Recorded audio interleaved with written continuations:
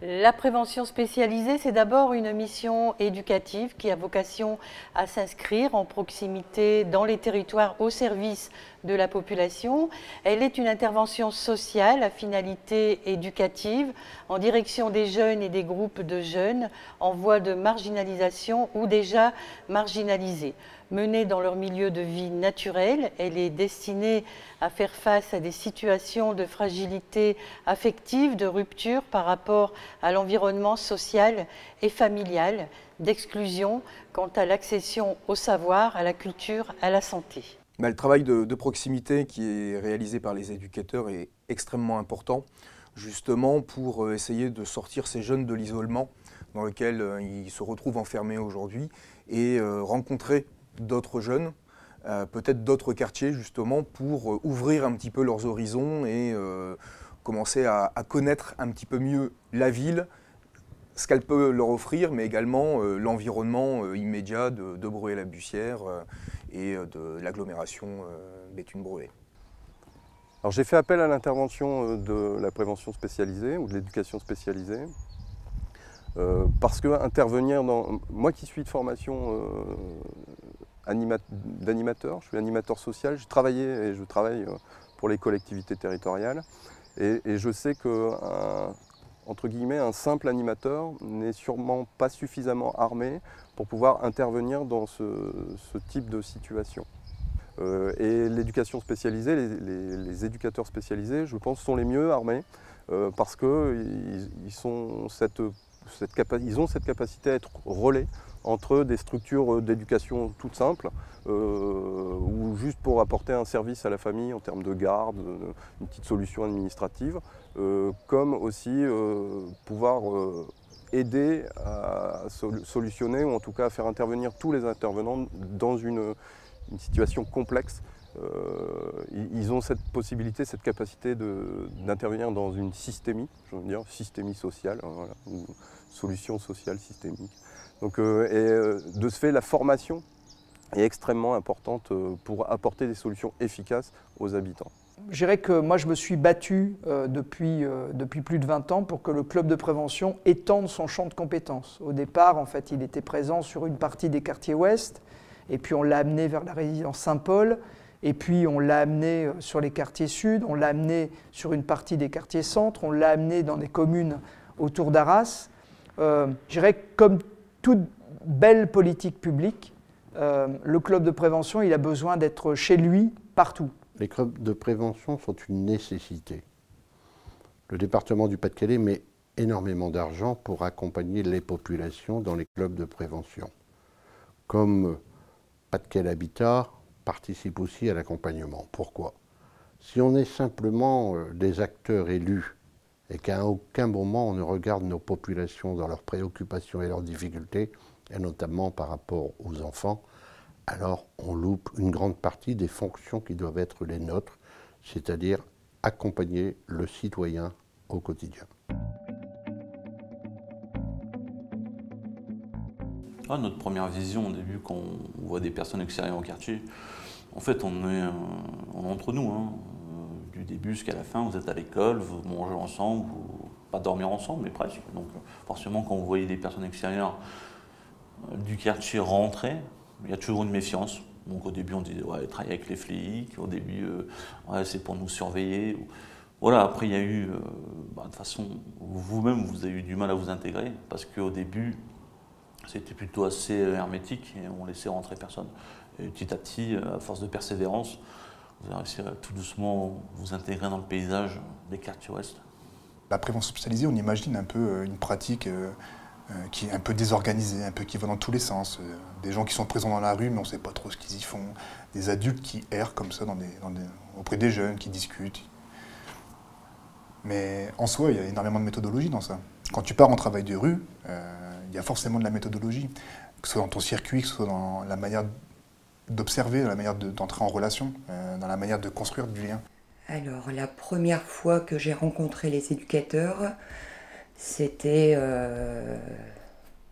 au Lago, il me semble, où tous les jeunes se regroupaient. Et j'allais toujours faire mon petit tour par là et j'ai rencontré les éducateurs de rue. Voilà, ce qui m'a permis de faire une première rencontre. Tout d'abord, c'est un travail de repérage, donc comprendre un peu les dynamiques du territoire, l'endroit où les jeunes se regroupent. Par le biais du travail de rue, on va à la rencontre des jeunes, donc soit dans des espaces, donc city-stade par exemple, faire un football avec les jeunes pour démarrer une première accroche. Et par la suite, comprendre un peu la situation des jeunes. Et pourquoi pas proposer un accompagnement quand la relation est établie. Et après, ça dépend aussi de chaque jeune. Je pense qu'il y a des jeunes avec qui la relation va se créer plus facilement et d'autres avec lesquels il faudra peut-être plus discuter. Un peu plus de temps, oui, bien sûr. Donc généralement, on accompagne les jeunes de 11 à 25 ans.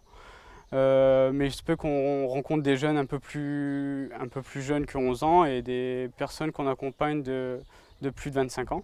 Ça dépend de la situation, des problématiques ou autres. L'impact des éducateurs sur le secteur où j'habite est très important puisque beaucoup de gamins qui sont dans les rues et qui font des bêtises, hein, H24, les éducateurs sont très présents en fait et leur demandent de participer à des activités. D'ailleurs, ces mêmes jeunes viennent spontanément maintenant participer à des projets.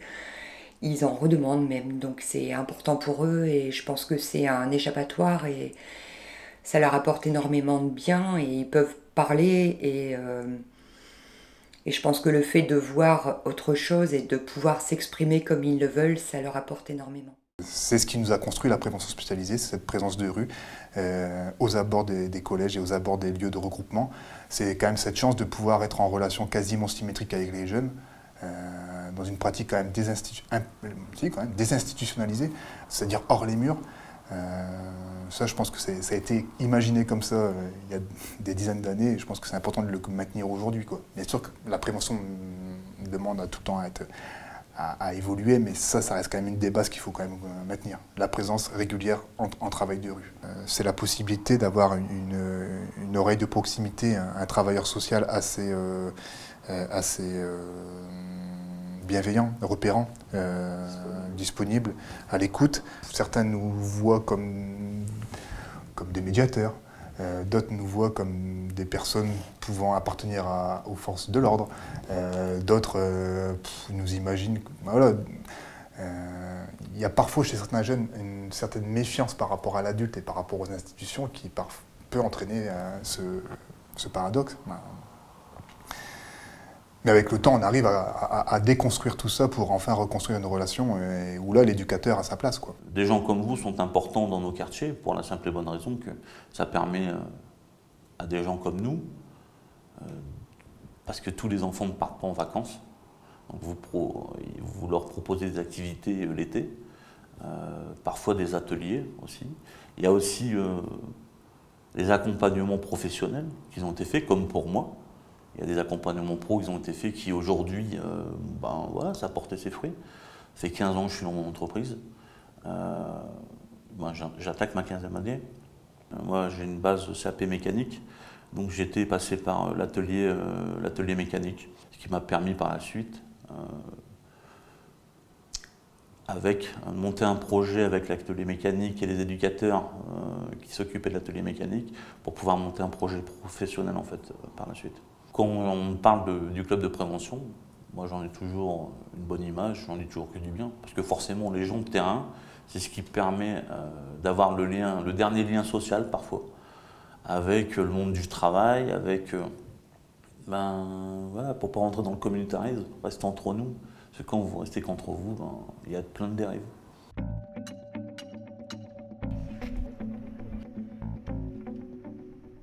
Les objectifs d'un chantier, encore une fois, en fonction de là où on en est dans la relation avec le jeune, les objectifs vont être différents. Alors ça peut servir à rentrer en relation, mais c'est un vrai projet, c'est un projet à part entière en prévention spécialisée que d'entrer en relation avec les jeunes. Donc là, le chantier, il est hyper important. Et sinon, c'est un support éducatif, c'est-à-dire que c'est des jeunes qui sont souvent en marge, qui adhèrent pas, comme je l'ai dit, forcément au centre animation jeunesse ou aux activités que peuvent proposer les centres sociaux. Et avec nous, ils viennent et ils savent que quand ils viennent, ils vont devoir respecter un cadre. Ils vont déjà respecter les adultes qui sont là pour les encadrer. Si on travaille en partenariat avec une autre association, avec la ville, enfin peu importe, mais ils vont devoir respecter les lieux et les autres adultes, même s'ils ne les connaissent pas. Et puis des horaires, une manière de faire, se respecter entre eux aussi, c'est pas toujours évident. Ils sont souvent dans le... voilà, ils se taquinent, ils s'insultent, etc. L'avantage, c'est quand vous êtes accompagné par un club de prévention, comme il peut y avoir avec PAS, Vie Active et tout ça, c'est que c'est des gens qui ne vous regardent pas, qui ne vous jugent pas, et qui vous donnent la possibilité de vous donner un cadre professionnel, vous aider à vous donner des règles. Parce qu'à l'atelier mécanique, c'était ça. Au-delà, on faisait de la mécanique, certes, c'était nos bases, mais c'était aussi nous donner un cadre et nous redonner les règles. Et les règles, c'était de dire, il faut être à l'heure au matin. Quand on vous donne une tâche, il faut la faire du début jusqu'à la fin, et ainsi de suite. Chose que nous, on n'avait pas connue, chose que moi, je n'avais pas connue. Donc forcément, l'atelier mécanique nous a donné toutes ces règles-là, nous a donné le goût au travail, et nous a forcément après ensuite, via le projet professionnel que moi j'ai eu avec vous, qui m'a permis aujourd'hui d'être où je suis, c'est avec PAS, c'est pas, on va pas se mentir. Certes, moi j'y suis pour quelque chose, parce que si moi je mets pas du mien, c'est sûr, mais la première porte ouverte, c'est vous. Puis un chantier jeune bénévole, c'est c'est soit réparer, repeindre ou faire toutes sortes de choses. C'est pas vraiment bénévolement parce que genre on est récompensé en activité. Ah mais bon, regarde là tu me démontais.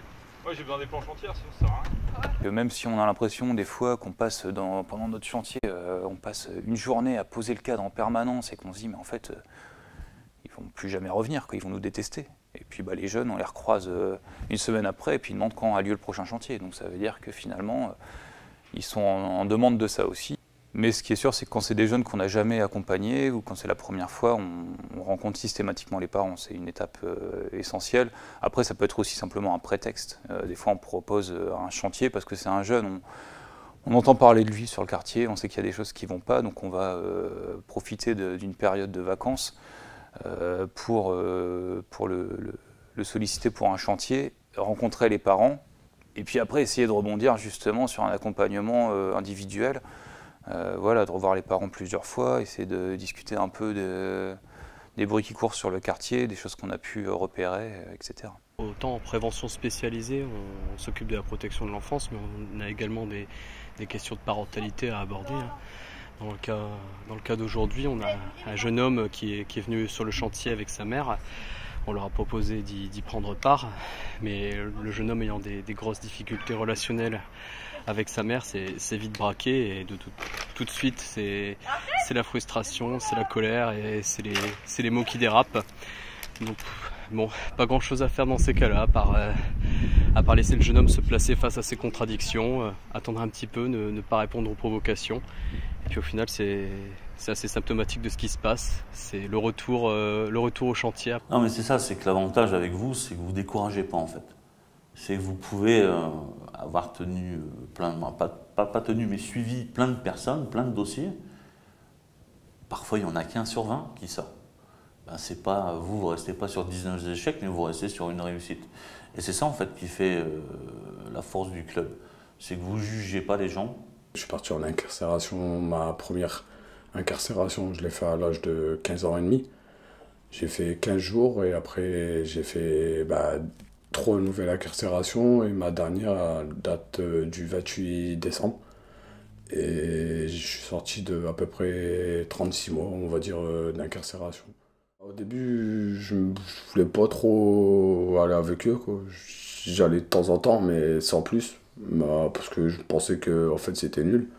Mais non, en fait, j'ai bien vu qu'il m'apportait beaucoup, comme ça m'a apporté beaucoup qu'il y a un éducateur, Damien, il est venu me voir en incarcération au parloir et tout, donc j'ai vu qu'en fait de là, qu'il me laissait pas tomber, quoi. Il continue à prendre des nouvelles, à écrire et tout, donc ça fait que même auprès de mes parents, ça fait que de là, j'ai vu, en fait, mon opinion envers eux, elle a changé.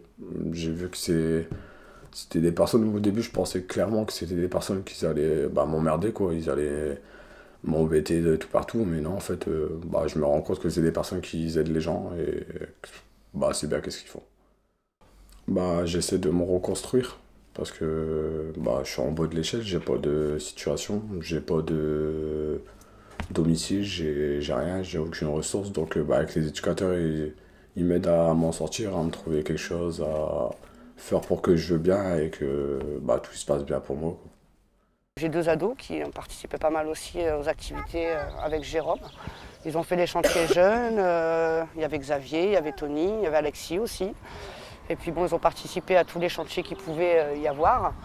Mon plus grand a passé son BSR, mon deuxième a fait des choses que moi j'aurais pas pu me permettre de lui offrir parce que c'est vrai qu'ils ont fait des activités cohésio, ils ont remis en peinture les entrées, ils ont fait du jardinage, donc ils ont découvert aussi des activités.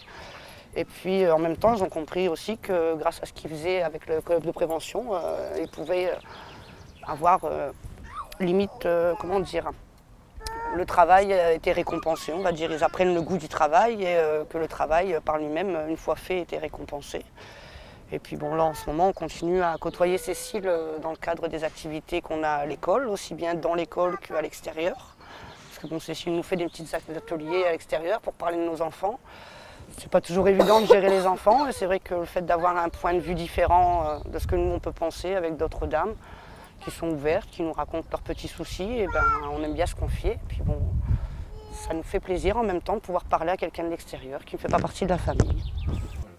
Lors des périodes de décrochage où un jeune est en errance ou en début d'errance, dans ces cas-là, on va les mettre dans des projets tels que le passage du permis AM.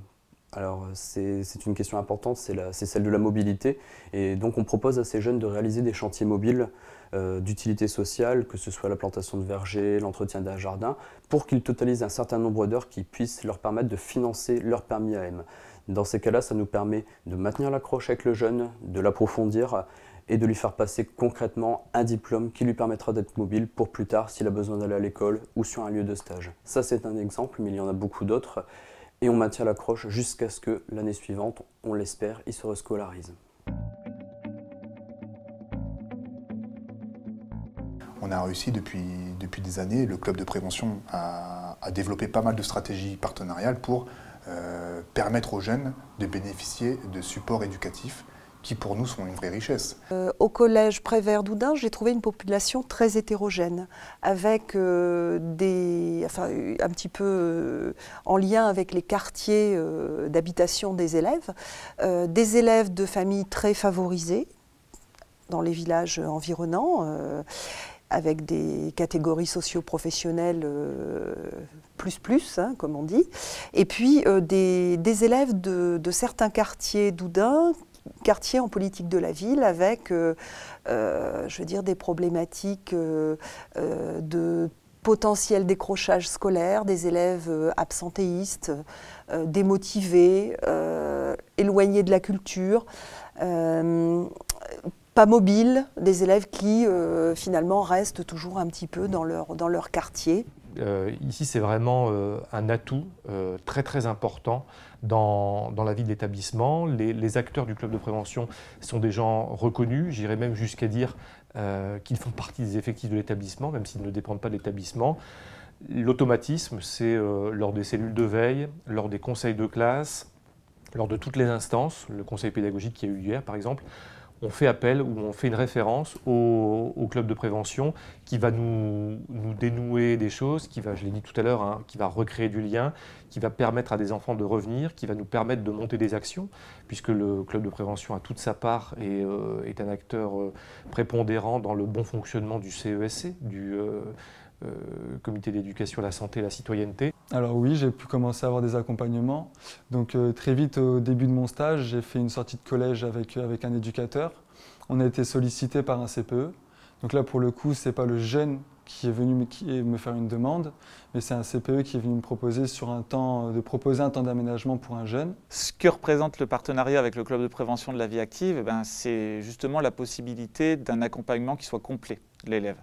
En fait, d'un accompagnement qui puisse prendre en compte des dimensions que nous, en tant qu'enseignants, on n'a pas forcément l'opportunité et la possibilité de prendre en charge, hein, qui vont être un suivi familial, l'échange avec des parents qui parfois sont un peu en désamour avec le milieu scolaire, avec le collège, par rapport à leur parcours familial ou par rapport à une vision qu'ils ont d'une institution. Et donc c'est vrai que le club de prévention, c'est la possibilité d'échanger par un échange d'informations, pour nous la possibilité de mettre l'accent sur tel ou tel élève chez qui on ressent une difficulté ou quelque chose qui peut être pris en charge et géré par les éducateurs du club de prévention. Et donc voilà, d'avoir une discussion, un échange avec les familles. C'est un plus parce que chacun son boulot. On ne s'invente pas éducateur. C'est un métier. On ne s'invente pas à accompagner des jeunes femmes ou des jeunes hommes, quel que soit leur âge, en grande difficulté. C'est un métier. Il faut aimer l'être humain pour faire ce métier et puis essayer d'accompagner celles et ceux qui sont en difficulté. C'est par ce travail de rue que nous parvenons, que vous parvenez à faire venir vers nous des jeunes qui ont rompu le dialogue avec les adultes et les institutions. Vous créez des ponts entre des mondes qui ne parviennent pas à communiquer l'un avec l'autre. L'idée, en fait, c'est que le club de prévention soit en quelque sorte là pour rattraper ceux qui ne seraient pas embarqués et pour les aider en fait, à faire que leur projet ait aussi de l'avenir, que leurs idées aient aussi du sens et qu'ils comprennent que la société c'est eux. Il ne faut pas que les collectivités s'interdisent d'investir dans les clubs de prévention parce que ça paie. Pas tout de suite, parce que c'est des choses sur le long terme. Parce que c'est pas... voilà. Moi, j'ai toujours tendance à dire que quand on sème des graines, on ne récolte pas tout de suite. Elles poussent, ça. Aujourd'hui, j'en suis la preuve. Voilà. C'est-à-dire que ce travail nécessite énormément de patience. Les résultats ne sont pas forcément visibles très rapidement.